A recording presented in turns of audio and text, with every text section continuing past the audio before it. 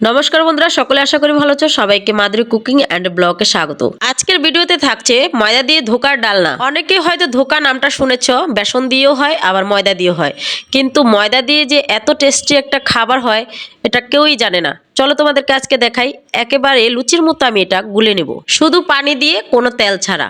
তারপর প্রায় আধা ঘন্টার মতো রেস্টে রেখে দেব। এরপর ঢাকনা উঠিয়ে আমি এটাতে পানি দিয়ে দিব। তারপর এটা আমি হাত দিয়ে কচলে কচলে এভাবে ধুয়ে নিব।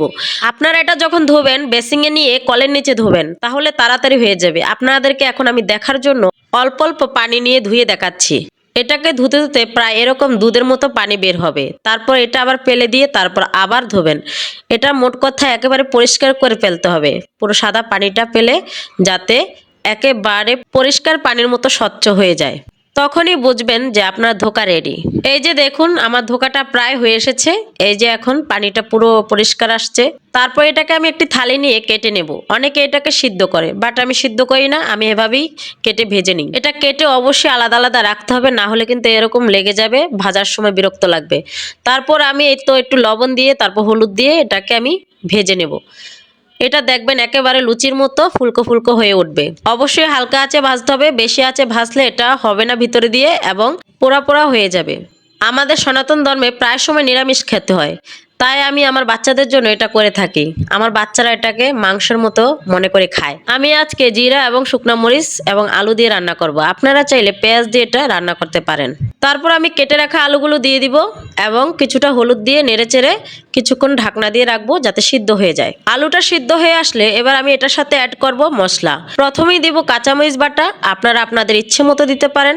তারপর দিয়ে দিব হলুদের গুঁড়া, মরিচের গুঁড়া এবং জিরা গুঁড়া, আর সামান্য ধনিয়া গুঁড়া। তারপর এটা আমি কিছুক্ষণ নেড়ে চেড়ে দিয়ে দিব টমেটো পেস্ট করা। আপনারা ইচ্ছে করলে টমেটোটা পেস্ট না করে কুচি কুচি করে কেটে দিতে পারেন। তারপর সব মশলা কষানো হলে এবার দিয়ে দিব সেই ধোকা। কি নাম দিয়েছে রে ভাই, ধোকা! সত্যি মানুষকে ধোকা দেয়। অবশ্যই একদিন রান্না করে দেখবেন, মনেই হবে না যেটা ময়দা দিয়ে রান্না করেছেন। তারপর দিয়ে দিব গরম মশলা গুঁড়া। তারপর আরো কিছুক্ষণ নেড়ে চেড়ে এবার পরিমাণ মতো পানিটা দিয়ে দিব। পানিটা দিয়ে ভালো করে নেড়ে চেড়ে নেব, যাতে ধোকার গায়ে থেকে মশলাটা পানির সাথে মিশে যায়। আর হ্যাঁ, যারা এখন আমাকে ফলো দাওনি এবং লাইক কমেন্ট করে পাশে থাকার অনুরোধ রইল। আর হ্যাঁ, একটা শেয়ারের মাধ্যমে 10 জনকে দেখার সুযোগ করে দাও। তারপর দিয়ে দিব ধনেপাতা কুচি।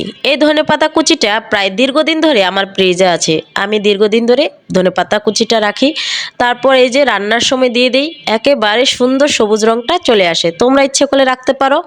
আর হ্যাঁ, আমার ভিডিও কেমন লাগে অবশ্যই কমেন্টে জানাবে। তোমরা কি জানো, তোমাদের একটা লাইক কমেন্টে আমরা সামনে যাওয়ার অনেকটাই আমাদের আগ্রহ বেড়ে যায়। তাই বলছি, দয়া করে ভিডিওটা দেখে একটা লাইক আর কমেন্ট অন্তত করে যেও। সবাইকে আজকের মতো বিদায়।